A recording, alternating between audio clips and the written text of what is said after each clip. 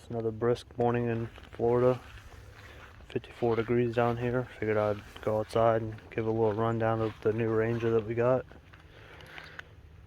It's a 92 4.0 automatic, 164,000 miles. Turkey with a helicopter tail. And they had the bright idea to remove the fuel fill inlet. Put it inside of here with the locking gas cap. You can't really see it because my flash is dead. And my battery's too low for the flash to work.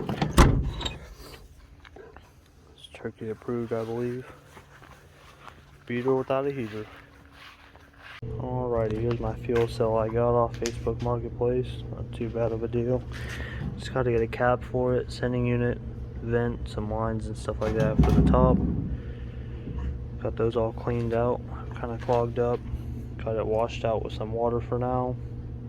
We'll probably just have to go through a bunch of fuel filters until we can get all the contaminants out that I couldn't get with just the water hose. Got the bed somewhat cleaned out, got everything raked back, literally with the rake. And then made this template because the bottom of the fuel cell is recessed. So this is where it's going to sit, and then it's going to recess through the bed, so I'm going to cut this out. Then I'll probably have to run a little bitty like rubber spacer underneath of it, because I only got like 1.25 inches from the brace that's under here to the top of this, and the recess part sticks down 2 inches.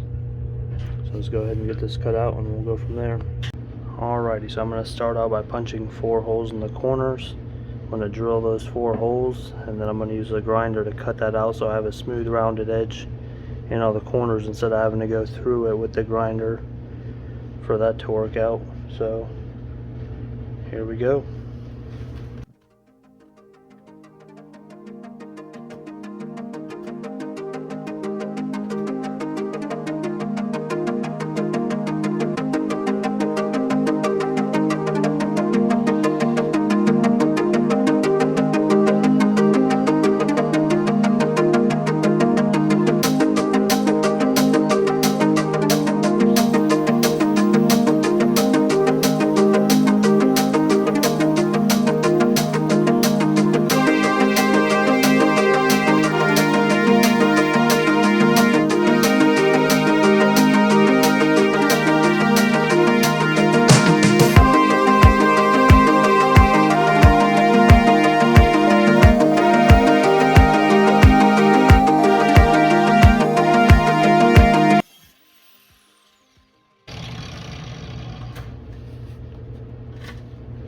Work out perfect, straight how I wanted it to, but I think it'll do.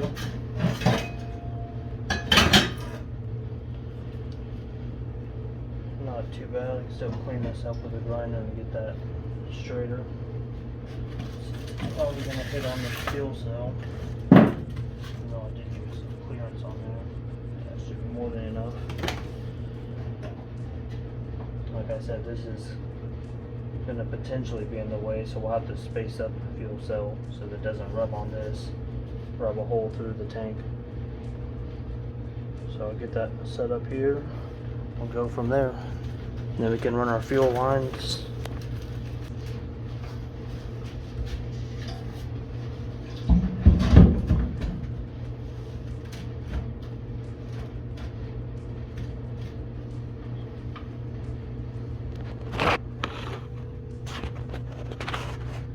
Yeah, there it is. Somewhat straight. We'll get it more straight once we weld some tabs on here to actually bolt it down. But that's centered side to side, 2 inches away from here. Now we'll work on the fuel line routing, and then we'll hook them up to here, hook them up to the engine, throw a new fuel filter on there. Still got to get a cap. I'd like to get a sending unit and figure out what we're going to do with these vents, and we'll go from there, one step at a time. Alright, so here you can see the small gap between the frame brace and the fuel cell, and my fuel lines are just going to run down here and then go down the frame to the engine. Alrighty guys, good evening. Here we are again, another day in the shop. As you can see, we're going to be running the fuel line. Luckily the hood prop is just long enough that I can squeeze it on there so I can just pull my roll out as I need it. The return goes right here, so it'll go back to the tank, and then the supply goes right here on the other side of this hand primer. So we'll get that ran real quick and we will go from there. I still need to get a fuel filter. O'Reilly's didn't have one, so I ordered it. It'll be here in the morning, but until then I'm still going to run the fuel line up to here. Just won't plumb it in. I'll just keep a bolt on the end and then keep this one on there, and then tomorrow I'll get that cut, spliced in, get some new clamps, get rid of these line cutting ones, just pinch the lines like crazy and get some better ones like that, which I already have picked up. And like I showed in the other video that I took earlier, got that cut out. Throw that in there so you guys can see how that looks. Still got a little bit of water in there. I need to vacuum it out.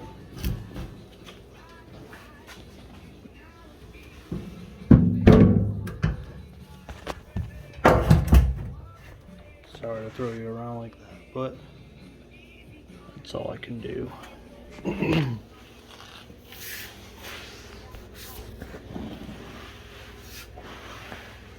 And like I recorded in the other one, see there's just a little bit of a gap, but the bed is, or the fuel cell is still sitting on the bed. And then I was able to bend these back down since they were bent up from the previous owner. And then I'm going to run them on the outside of the frame rail, and then I'm hoping I'll have enough room to slide them through here on top of each other, and then from there they will go along the frame rail up to the engine up there. So see if I can record it, see if it's even able to be done by myself and my telephone. Alrighty, so here I am under the truck. Got a bolt threaded in there. Got my fuel line ran up there. I'm just gonna fish it along through here. Kinda hard with just one hand, but we'll make do.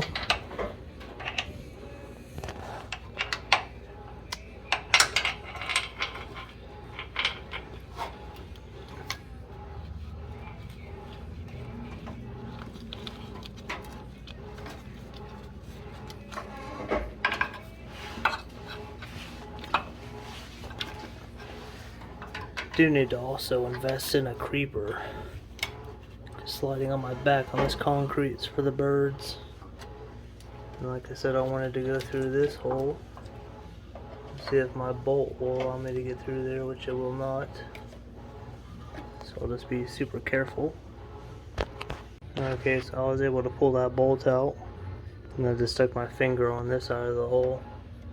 And then just put the line up to it and pushed it, so that nothing could get in there to contaminate it.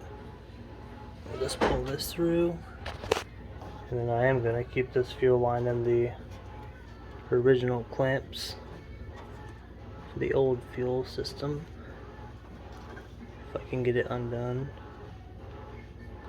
Alright, so fighting with that for a minute. That should work out. Yeah, that'll be nice. And then it's okay that it goes up and down to the fuel cell, because the injection pump has the manual pump on it, which will pull fuel as it needs, obviously, since there's no electrical pump per se. So I'm going to get this slid out, fuel line pulled through here, get it clamped on there, and then once that's done, then we'll run the other one. Alrighty, we got these all hooked up with a new nice clamps on there. Did spray some silicone spray to get a nice good seal on there. And we'll just slide this back over. Like I said, we're still going to put some rubber under there to insulate it. And then jump down. And like I mentioned, they are going to, can't see it from there. They're going to come and loop around, go through this hole. I do have some extra so that I can pull that tank back and forth.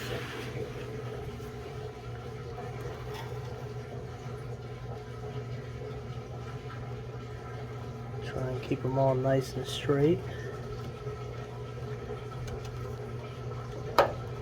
And got that locked in. And then we will need to remember to keep my finger away from here so you're not just seeing a glow. So now this one's going to be too long, so I can cut that down and run it and zip tie it out of the way of the steering and power steering line, the steering shaft itself over here. And then now I can just wait until I get my filter for tomorrow, and I'll pull this line off and then get this line attached here to the pump with my new filter. And then you may think that this angle is crazy going up, and then this one is going straight down, but the filter is actually at a 90-degree angle. So we'll have, if I can get my hand in there, we'll have a little piece coming up, and then it'll come 90 degrees over, and then we can snake this around so it'll go right onto it and shouldn't give us a problem at all. And we also got to keep it out of the way of the oil filter housing lines that go to the oil cooler itself, so we can get those routed along. To come up here, which we're probably going to, let's stand back, cut this little thing to deflect the air to go straight through the radiator. We're probably going to trim that back to make a nice bracket to have oil cooler sit right here. Then we did order the radiator, which is going to be, instead of, we'll go to this side,